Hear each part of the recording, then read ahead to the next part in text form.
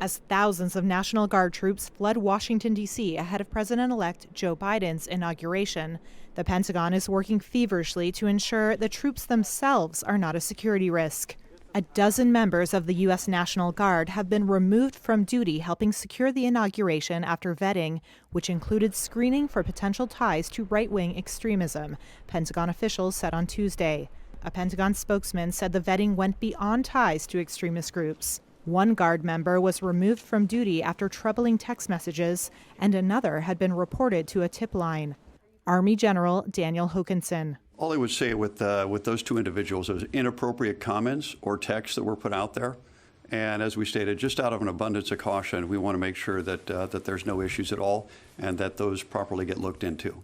Downtown Washington, D.C. has been transformed into an armed fortress, fenced off and surrounded by 25,000 National Guard troops Tuesday. The level of precaution this year is unprecedented. People are restricted from entering a vast area the Secret Service is calling the Green Zone.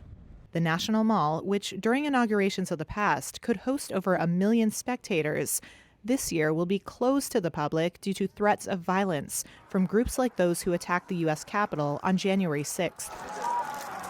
Another unprecedented element of this year's festivities is that the outgoing president won't be in attendance. President Donald Trump will skip Biden's swearing-in ceremony. And despite being welcomed to the White House by the Obamas 4 years ago, Trump and his wife Melania are not expected to extend the same courtesy to the incoming first family. Instead, Trump is planning to leave for his Mar-a-Lago resort Wednesday morning, right before the pageantry begins. When Biden is sworn in, he will do so on the Capitol steps, still showing its wounds of the riot earlier this month. And he, unlike the many before him, will not be in front of a sea of supporters, but in front of nearly 200,000 flags set up on the huge stretch of grass between the Lincoln Memorial and the Capitol Dome to represent the thousands who could not attend.